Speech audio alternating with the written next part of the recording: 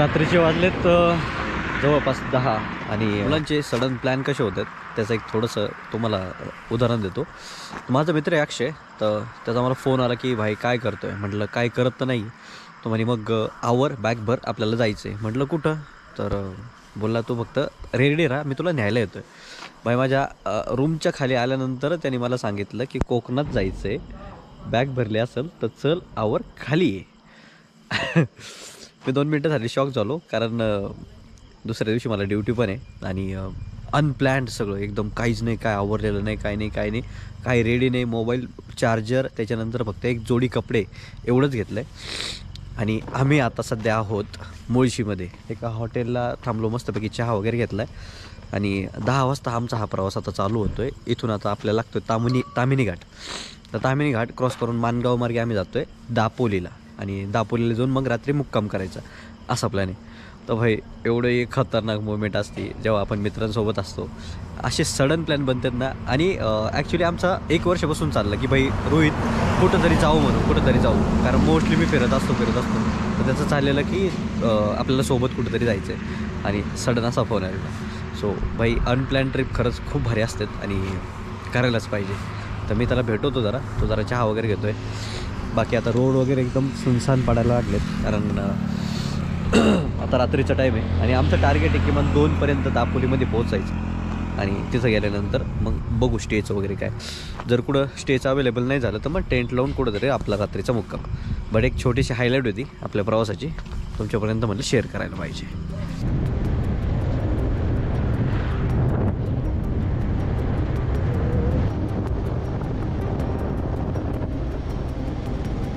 तर मानगाव क्रॉस केलं आहे आणि रात्रीचे वाजले जवळपास 1 आणि भाई एवढी खतरनाक झोप यायला लागली होती. तो म्हटलं तोंड वगैरे पाणी मारू, काहीतरी खाऊ. तर एक साईडला आहे ना मस्तपैकी एक अंडा भुर्जी आणि मॅगी, ती एक गाडी लावलेली आहे, टपरी लावलेली आहे. आणि याचाच प्लॅन होता जो की अचानक भयानक प्लॅन झालेला आहे. भाई विषय हार्ड रे तो. आणि किती 125 किलोमीटर झाले सर गाडी आपण आता अराउंड आपले 130 किलोमीटर झाले. 130 किलोमीटर नॉनस्टॉप. आपल्याला 100 किलोमीटर पुढे जायचं. 100 किलोमीटर. आणि झोप वगैरे लागली तर सांग मला, मी चालवतो. हो नक्की. अजून तरी नाही लागली. आता थोडीशी मॅगी वगैरे खाऊ. हां, बाय द वे असा एक स्टॉल होता साईडला, तर इथे आता मॅगी वगैरे खाऊयात. आणि बॅग तुम्ही बघू शकता, फक्त एक बॅग घेऊन आम्ही घरातून निघलो आहे. दोघांचे हेल्मेट टेंटसोबत घेतला आहे आणि आपला हा मेन हायवे. जेवायला म्हणत होता हा, तर जेवण करता करता जेवणाचा विषय होता आपला. जेवण जेवणावरून मॅगीवर आलो आहे. माहिती आहे का, सोन्यापेक्षा सुंदर आहे. आता व्हायची ना रात्री 1 वाजता असंच व्हायची. बघा तुम्हाला आवडेल टेस्ट. नाही 100%. नाही ऍक्च्युली आमचा प्लॅन होता मस्त मच्छी थाळी खायची होती. अरे मानगावमध्ये थांबायचं. मला 10 वाजता मानगावमध्ये पोहोचायचं होतं. आता रात्रीच्या टायमाला सुनसान रस्त्यावर थांबलो आहे. इथं फक्त एक लाईट आहे, घर आहे, अशी एकच वस्ती आहे, बाकी काहीच नाही.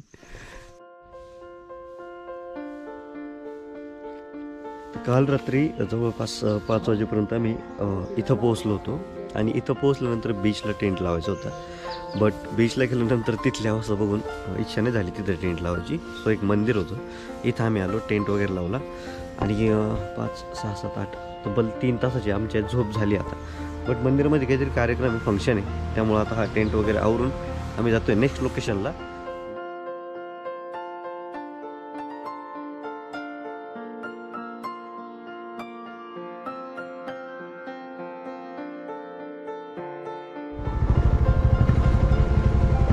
Right left.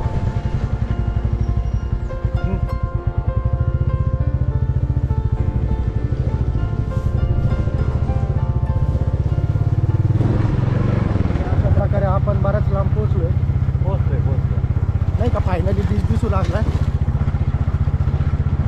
असं वाटतंय. पण बीच सारखं काहीतरी दिसतंय भाऊ. हां,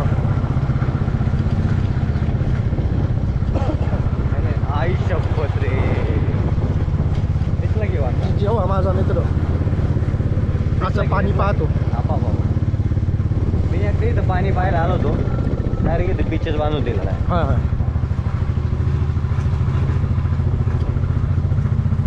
त्याच्यानंतर कुठं गेलोच नाही पाणी पाहायला. पाणी पाहिलंच नाही त्यानंतर. नेहमी इथंच येतो नाही का.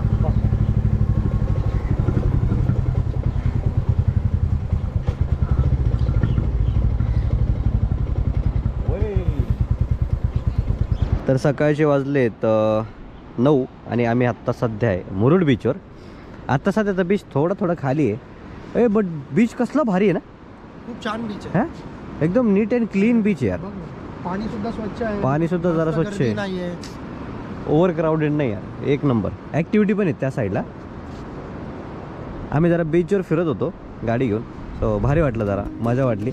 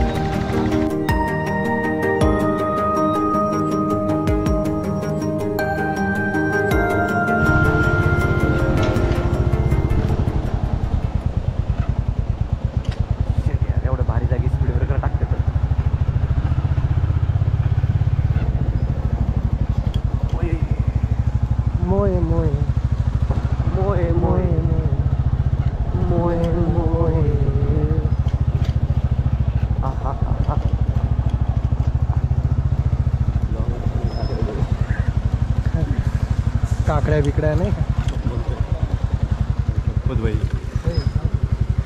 कसला भारी नजारा आहे.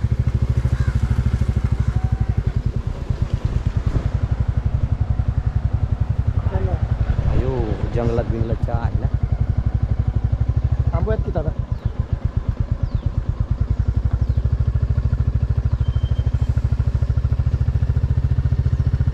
मी आता आलो आहे लाड बीचला आणि आम्ही शोधतोय रूम.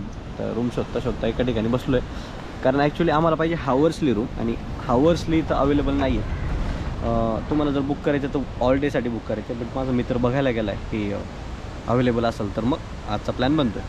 कारण आम्हाला इथून जायचं आहे नेक्स्ट लोकेशनला. बट त्याआधी थोडंसं फ्रेश वगैरे व्हायचं आहे आणि फ्रेश वगैरे होऊन थोडंसं इथं म्हटलं आंघोळ वगैरे करू बाहेर बीचला वगैरे जाऊन थोडं एन्जॉय करू आणि मग जेवण वगैरे करून पुढच्या लोकेशनला जायचं आहे. बट अजूनपर्यंत नाही आम्हाला एक परफेक्ट जागा सापडली. बट हा एक आमचा नवीन दोस्त कोकणातला. काय नाव चिंटू?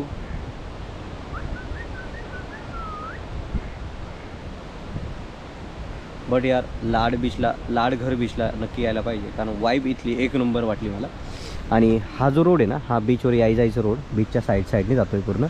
आणि तुम्ही बघू शकता कोकणातली घरं प्लस हा रोड कसला भारी वाईब देऊन जातो आहे. सो मला तरी वाटतं की एक बेटर ऑप्शन आहे. जर तुम्ही दापोली साईडला येत आहे तर लाडघर बीचला सुद्धा नक्की यायला पाहिजे.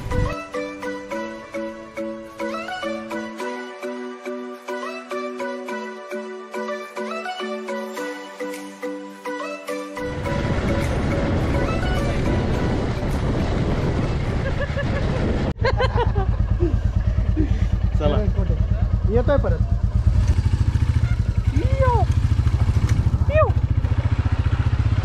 येऊ शब्द कुठला माहिती आहे?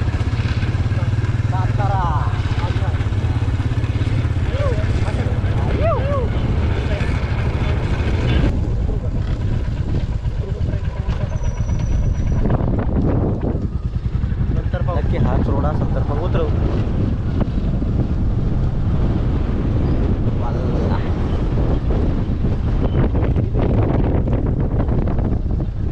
इथून उतरायचं. घे बरं इकडून काय बघू. आणि अशा प्रकारे आम्ही आता परत येण्यासारखा रस्ता शोधतोय. शोधायचं फक्त रस्ता शोधायचा आणि येड्याने हिंडायचं आणि काही नाही भेटलं का परत यायचं रिटर्न. असं चाललंय सकाळपासून. परत त्याच बीचला जाऊ दे. तो बीचला टोलेला घालला. ठीक आहे नको. मला असं वाटतं बीच बॅक साईडने असं विचारायचं का कोणाला करते बीच कुठल्या साईड? इथे माणसं पण दिसत नाहीत ना. विचारू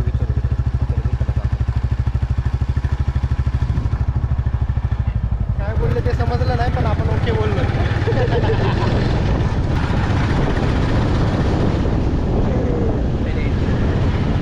आणि रस्ता शोधण्यामध्ये आमची सफलता प्राप्त झाली. आपलं पण आता हात धरू शकत नाही. कोणी हात धरलाय? कोणीच.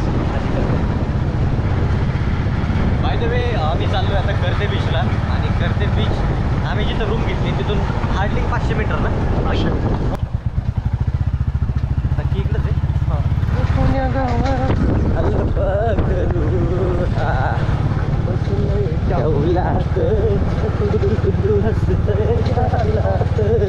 झालं सगळी सिस्टीम हल्ली कालपासून वरपर्यंत. एवढंच बाकी होतं ते सुद्धा करून घेतला. मावशी न्हायचं कुठून जायचं इकडूनच डावा देवळापासून. देवळापासून डावा. इथून वरच्या अंगाला व्हायचं. खालतील अंगाला खालतील हां खालच्या अंगाला. पाहिलं महामंडळ इथं पण आहे. इथं इष्टी आली आपण चुकीच्या रोडला आहे काय मग. ते वरती कोपी दिसत होती बघ त्या डोंगरावर. हां हां हां मेन रस्ता आहे ना भाई तिथून कर्दीला येणारच की मग. त्याच्यामध्ये ते गोव्याने गंमत झाली. कोलवा कोलवा कोलवा. हां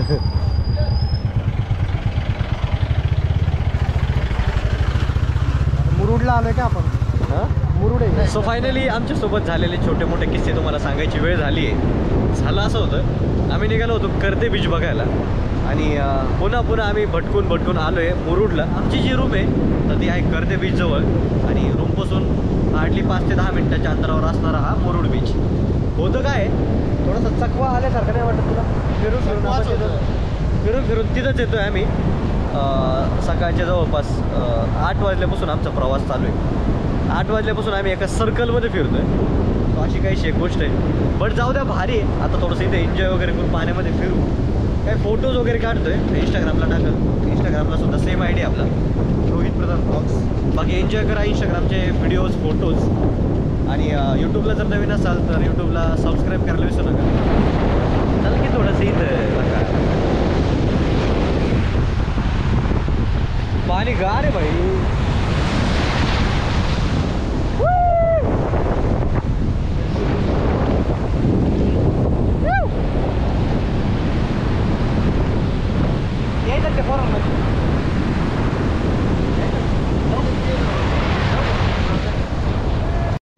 हमारे यहाँ ऐसे ही होता हमारे यहाँ ऐसे ही होता है. है और हम ऐसे ही करेंगे. हाँ आयो.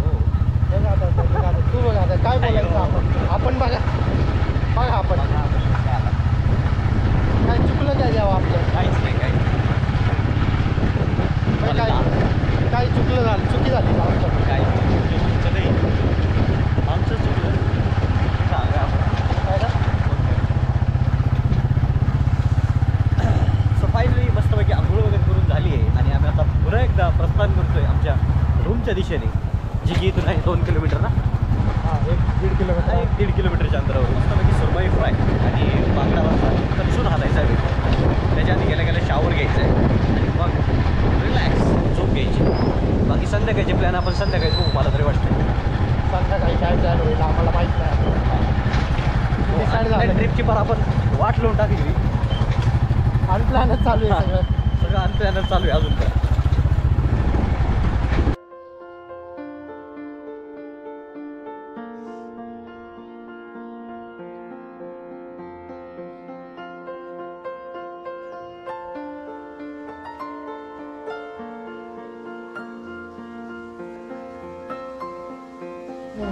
मेरे बच्चे की निशानी तेरे पास है.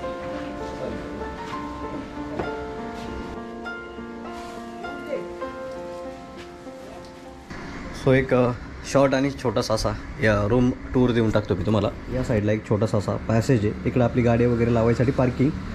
आणि ही आहे रूम जी की आम्ही 4 तासासाठी घेतली आहे आणि हिची आम्ही पे करतो आहे 500 रुपीज फॉर 4 आवर्स. आणि हे आमचं सगळं सामान अस्तव्यस्त पडलं. या साईडला आपल्याला बेसिन वगैरे पाहायला मिळतं आणि या साईडला एक वॉशरूम. बाकी प्राईस पॉईंटच्या हिशोबाने रूम ओके, काय प्रॉब्लेम नाही. कारण आम्हाला 4 तासासाठी थांबायचं होतं. थोडंसं रेस्ट करूया म्हटलं, थोडंसं फ्रेश वगैरे होऊन मग इथून पुढे निघायचं आहे. सो असा काहीसा छोटासा परिसर रूमच्या बाहेरचा. जेवणासाठी आम्ही ऑर्डर केलं आहे सुरमई फ्राय आणि बांगडा रस्सा. जी की क्वांटिटी वाईज बघितलं तर सुरमई फ्राय केलेला, त्यानंतर बांगडा रस्सा छोट्याशा बाउलमधला हा राईस आणि 2 आपल्याला भाकरी मिळत आहे. आणि क्वांटिटी वाईज काय वाटतं? ठीक आहे. खूप छान. कारण याची प्राइजिंग जर सांगितली तर 320 रुपीजला ही थाळी आम्हाला बसली आहे, आपण बाहेर आउटसाईड एरियामध्ये असल्यामुळे जी की थोडंसं नाही सगळी झाली असं वाटतं. आउटसाईड एरियामध्ये असल्यामुळे हां, बट ठीक आहे. असं टाईपचं आपल्याला जेवण भेटत आलं या साईडला, तर इथले लोकल जे फूड आहे ते ट्राय करायला विसरू नका. आता आम्ही करतो आहे, नेक्स्ट टाईम तुम्ही याल त्यावेळेस तुम्ही सुद्धा ट्राय करा. बाकी वातावरण एकदम शांत आहे आणि आता वेळ झाली, जेवण करून घेतो पहिलं, कारण दुपारचे 2 वाजलेत. सकाळपासून फक्त नाश्ता केला आहे आणि त्या नाश्त्यावरच आम्ही फिरतोय.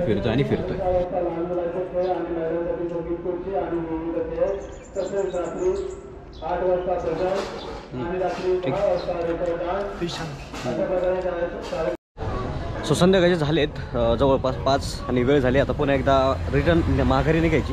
आम्ही होतो प्रथमेश निवासला, जे की आहे मुरुडमध्ये, आणि हे दादा आहेत. दादा नाव? शिवराज. सो यांच्या इथं थांबलो होतो. फॅसिलिटी एकदम ओके. तुम्हाला जर इथं या जवळपास एरियामध्ये असाल, तुम्ही येत असाल तर दादांना नक्की कॉन्टॅक्ट करा.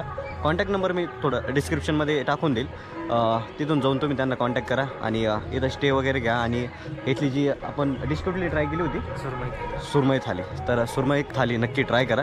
तर चला निघूयात पुन्हा एकदा परतीच्या प्रवासाला.